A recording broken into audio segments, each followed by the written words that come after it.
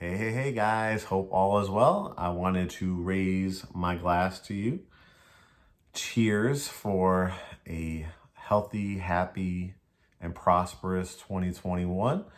As we closed out 2020, we all know, we don't have to say it more than once, it was quite a difficult year.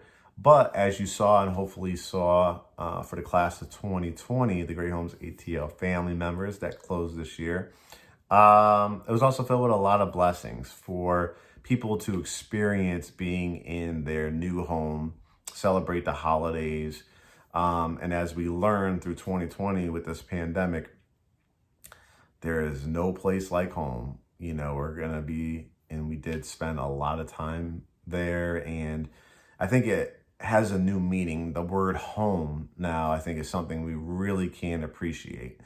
And I'm sitting here in our guest bedroom that we had set up for guests that we didn't get a whole lot this year, obviously. Building our new home and, not being able to kind of open our doors to a lot of people was a challenge, but we have a great layout here. We did have Kurt's mom that came down and enjoyed it. Hopefully my family will be able to eventually make the trip down. We'll see what happens with the vaccine. But it's also a room that I really enjoy. This is a chair that we bought. We have a nice window, seat right here looking out into our backyard, which is wooded. So it's a place that I like to sit back and reflect and, set my own goals and aspirations, not on a yearly basis, but literally at a daily basis. It's a kind of like a meditation room. So I use this room to set up a lot of the gift bags that we put together, packages that we put together when I'm going out shopping. As you saw, I try to really personalize it as I'm going through different stores in different parts of greater Atlanta, and each area has a vibe and stuff like that. So, it's a great room to formulate that gift for our clients. But why I really wanted to jump on here is because I've been reflecting on what are a couple phrases or words as we head into 2021 that I can share with you guys that are looking and aspiring to be part of the Great Homes ATL family in 2021 and beyond. One thing I learned, every client has a story, to tell. Usually they'll tell me when we first meet. Sometimes they'll get emotional at the closing table and, tell me that story of how they, met us. We've had clients that have been following us for 3 or 4 years and just closed in 2020 because they weren't on the right track. They were trying to get on the right track. They did listen to the advice that we had. It wasn't just about looking at nice homes. We get a lot of feedback, a lot of likes. The analytics show, if we post a beautiful home, that's probably 99% not attainable to a lot of people. For some reason, people are attracted to it. It's almost like wishing and hoping and dreaming. And that's kind of good in a way because our motto is to inspire you to aspire to become a homeowner. But I don't want you to lose track of the other content and the new content in 2021 that we're going to be putting out there. When you see us doing a live show of Cocktails with Kurt, when you see us interviewing mortgage lenders, when you see me posting, data and information about interest rates and about specific loan programs and about certain areas, and I'm taking you through, right? I'm taking you through a model home, a new home community, a resale home.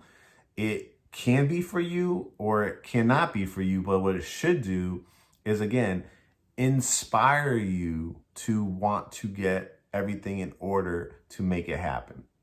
So the two things that popped into my mind that I'm going to be shooting for and staying on the right path for in my own life, and I think it will really help you in real estate and joining the Great Homes ATL family, is a word and a phrase that we've used in the past, but I think if you actually act upon it and you actually put it into practice, you will find success.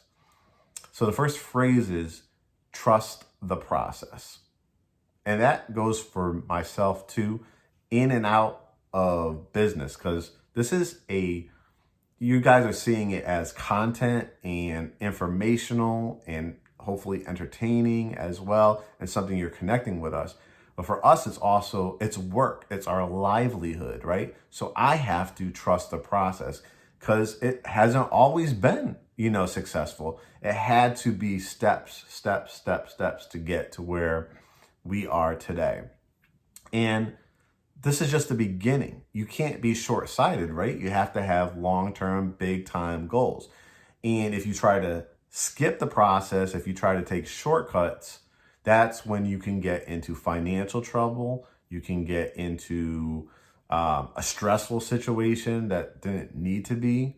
And so I just kind of want to walk you through and reaffirm what that process is.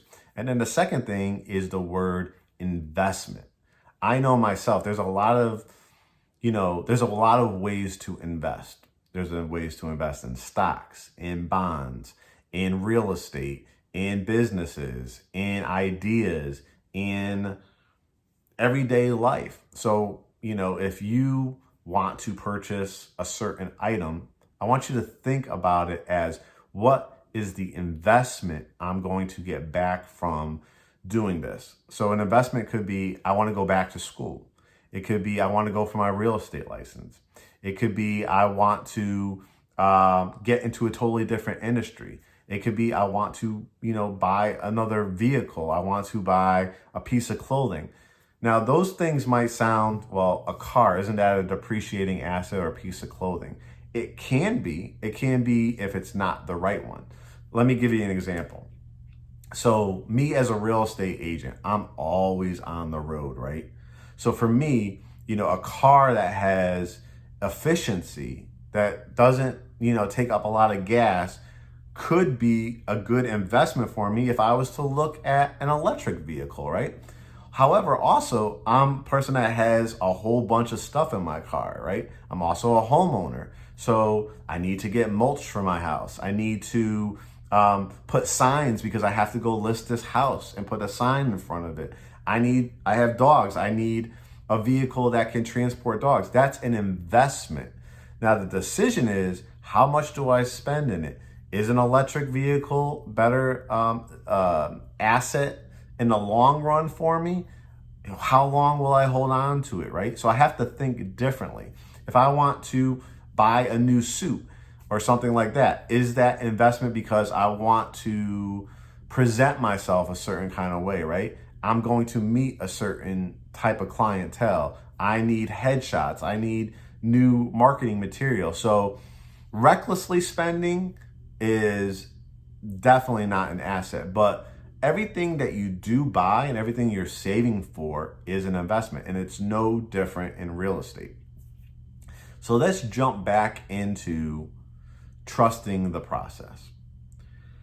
We get hit up, as you can imagine, by all kinds of people from everywhere, from literally the UK, Jamaica.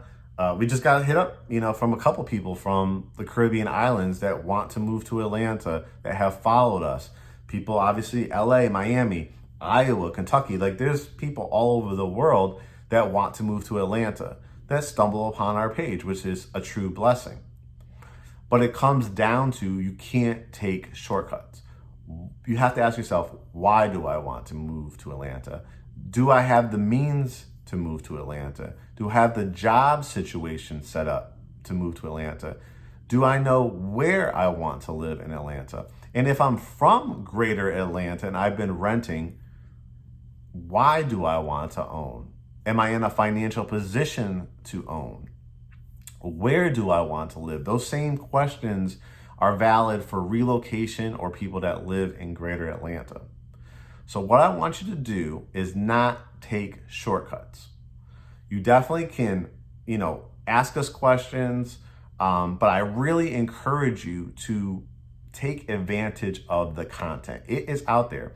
Every page on Instagram, Facebook, YouTube, it starts with a profile. So if you go on our profile, you'll see our contact information, our email, our phone number, our website.